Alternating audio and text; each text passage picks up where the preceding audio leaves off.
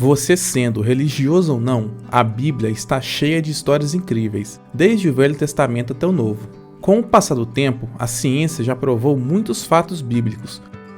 Confira hoje fatos bíblicos comprovados pela ciência.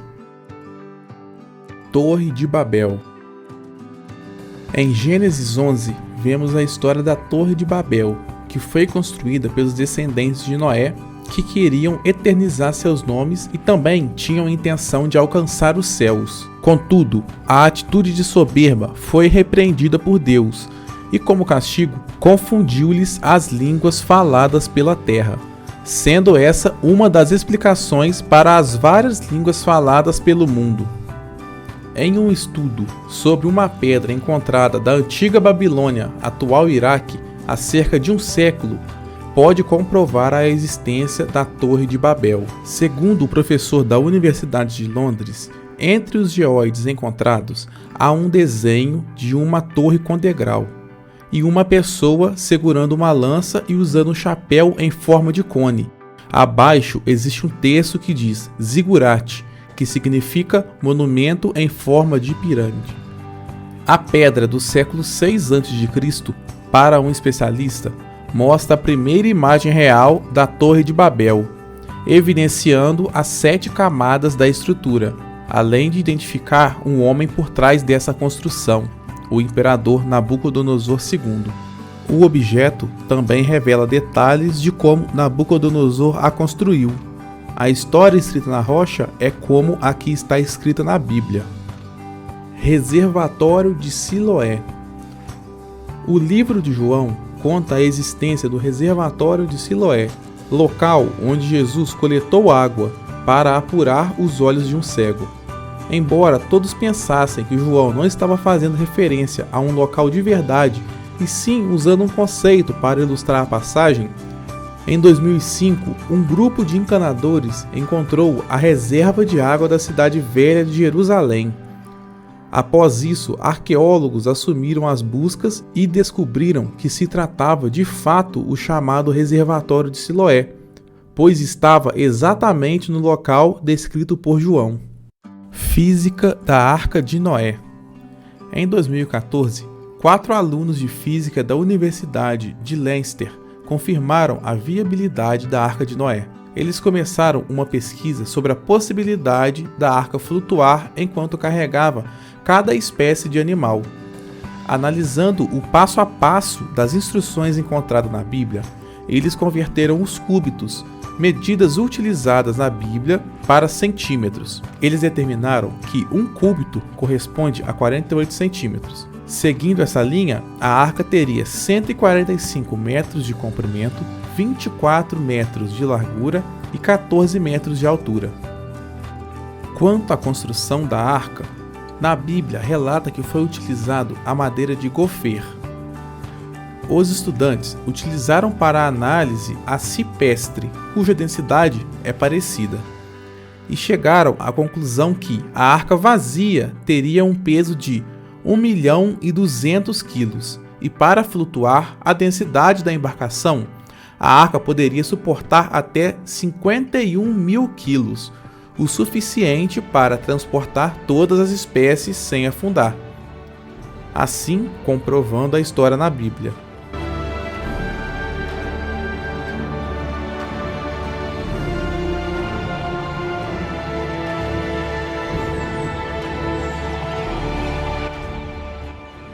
Parede do rei Salomão.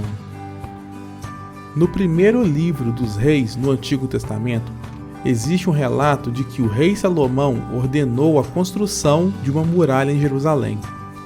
Em 2010, arqueólogos da Universidade Hebraica de Jerusalém encontraram partes de uma grande muralha. Segundo a arqueóloga Eila Mazar, os restos da muralha do século X a.C. poderiam confirmar a descrição bíblica da época do rei. A muralha possuía 70 metros de comprimento e 6 metros de altura. Além dela, havia também uma guarita de segurança e uma torre, e foram encontrados em um local chamado Ofel, entre a chamada Cidade de Davi e a parte sul do Monte do Templo Judaico. Pôncio Pilatos. Pôncio Pilatos foi o governador romano que ordenou a morte de Jesus Cristo, segundo o Evangelho. Em 1961, os arqueólogos liderados pelo Dr. Antônio Frova descobriram em Cesareia Marítima uma cidade romana antiga ao longo da costa mediterrânea de Israel. Um fragmento de pedra calcária na qual foi gravada uma inscrição com o nome Pôncio Pilatos. A placa, de 82 centímetros de largura e 68 centímetros de altura, e que pode ser encontrada atualmente no Museu de Israel, em Jerusalém, foi escrita em latim e colocada em uma das escadas do anfiteatro de Cesareia. A Cidade da Primavera. A Cidade da Primavera foi mencionada no livro de Samuel, por ter sido conquistada pelo rei Davi.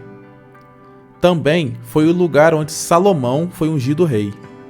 Após 20 anos de escavação, arqueólogos descobriram a Cidade da Primavera em Israel. A cidade descoberta tem cerca de 3.800 anos. A escavação aconteceu na cidade de Davi, no Parque Nacional. A Cidade da Primavera foi construída para salvar e proteger a água da cidade de inimigos que tentavam dominá-la. Protegida pela fonte de Gion, o local é descrito no livro bíblico de Reis. Salomão foi ungido rei pelo sacerdote Zadok, por ordem de seu pai, Davi. A Cidade da Primavera é a maior fortaleza cananeia, que ainda resiste ao tempo. Os arqueólogos de antiguidades de Israel acreditam também que é a maior fortaleza conhecida que existe antes do reinado de Herodes. Travessia do Mar Vermelho. Agora, indo para o livro de Êxodo, nas Escrituras conta a história de Moisés, que para libertar o povo hebreu recebeu de Deus a incumbência de tirá-los do Egito e na fuga se deparou com o Mar Vermelho. O relato bíblico afirma que as águas do mar se dividiram em duas, após Moisés estender sua vara sobre as águas. Dessa forma, os israelitas puderam atravessar o mar enquanto os soldados do faraó ficaram pelo caminho. Segundo pesquisas feitas por um cientista, foi realizada uma simulação reconstituindo as localidades mais prováveis da separação do Mar Vermelho, levando em consideração as alterações do relevo ao longo dos anos. Para que de fato pudesse cruzar o Mar Vermelho, o vento precisaria atingir uma velocidade de 95 km por hora, criando uma ponte terrestre temporária. Dessa forma, cientistas afirmam ser geologicamente possível ocorrer uma abertura no mar.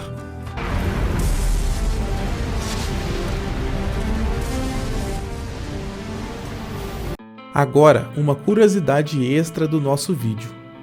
Muita gente sabe que Jesus morreu na cruz, mas toda a cruz era feita sob medida para a pessoa que ia morrer nela. Antes de Jesus ser crucificado, o povo julgou Jesus junto de Barrabás.